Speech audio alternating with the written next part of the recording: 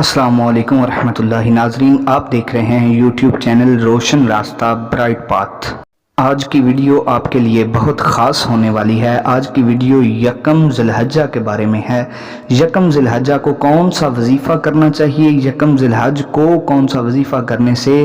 آپ کے دل میں جو مراد ہے، آپ کی جو حاجت ہے وہ پوری ہو جائے گی۔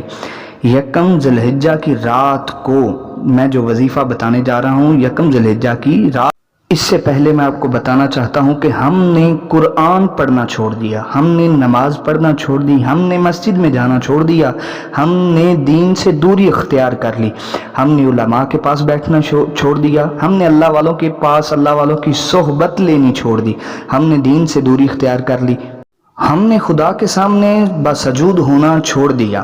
ہم نے سجدہ کرنا چھوڑ دیا، نماز پڑھنی چھوڑ دی۔ حضرت علی کرم اللہ وجہہ الکریم فرماتے ہیں،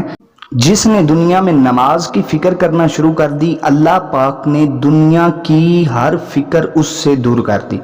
اور حضرت علی کرم اللہ وجہہ الکریم فرماتے ہیں کہ میری کوئی بھی چیز گم ہو جائے تو میں قرآن سے تلاش کرتا ہوں، میرے اونٹ کی نکیل بھی گم ہو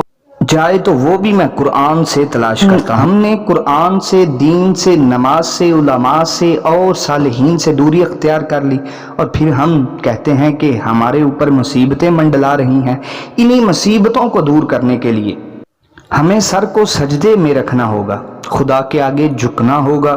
اور انہی مصیبتوں کو دور کرنے کے لیے ہمیں قرآن کے نزدیک ہونا ہوگا، قرآن کے پاس جانا۔ ہمیں تو فخر ہونا چاہیے، ہم اس آخر الزمان نبی حضرت محمد مصطفیٰ صلی اللہ علیہ وآلہ وسلم کی امتی ہیں، جن کا امتی ہونے کے لیے نبی بھی دعا کرتے رہے، نبی کہتے رہے کہ یا اللہ ہمیں اس آخر الزمان نبی کا امتی بنا دے۔ اللہ پاک نے یہ شرف ہم کو بخشا کہ حضور نبی اکرم اپنے محبوب کا امتی بنا کر بھیجا اس دنیا میں۔ ناظرین، یہ بات ہمیں یاد رکھنی چاہیے کہ ہم مسلمان ہیں، اور ثم الحمدللہ ہم مسلمان ہیں، اور آخر الزمان نبی حضرت محمد مصطفیٰ کی امتی ہیں۔ ناظرین، جو وظیفہ میں آپ کو بتانے جا رہا ہوں یکم ذی الحجہ کا،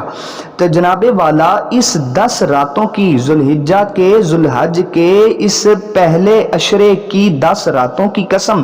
رب العزت نے، رب کعبہ نے قرآن میں کھائی ہے، قرآن میں رب نے قسم کھائی ہے ان راتوں کی، ان راتوں میں 10 راتوں میں آپ جو بھی خدا سے مانگیں گے خدا آپ کو عطا کر دے گا۔ ہر قسم کی مشکل، ہر قسم کی حاجت، خواہ آپ گمراہ ہو گئے ہیں، دین سے دور ہو گئے ہیں، گھر میں رحمتوں کا نزول چاہتے ہیں، رزق میں برکت چاہتے ہیں، یا کوئی اور زندگی میں پریشانی ہے، تو وہ ان 10 راتوں میں، جن راتوں کی رب نے قسم کھائی ہے، ان راتوں میں آپ رب سے مانگ سکتے ہیں۔ وظیفہ کرنے کا طریقہ کیا ہے کہ عشاء کی نماز پڑھ کے مصلی پہ بیٹھ کر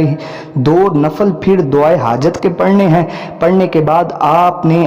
اول آخر درود پاک ضرور پڑھنا ہے 11 مرتبہ، اور 100 مرتبہ یہ وظیفہ کرنا ہے۔ اس وظیفہ کے کرنے کے بعد آپ جو بھی رب کے سے مانگیں گے رب آپ کو عطا کرے گا۔ تو وظیفہ یہ ہے کہ سلام علی ابراہیم آپ نے 100 مرتبہ پڑھنا ہے، سلام علی ابراہیم، سلام علی ابراہیم، یہ آپ نے 100 مرتبہ پڑھنا ہے۔ 100 مرتبہ پڑھنے کے بعد اول آخر درود پڑھ کے جو بھی مانگیں گے مل جائے گا، اور 10 ذی الحجہ تک ہماری ویڈیو آتی رہیں گی۔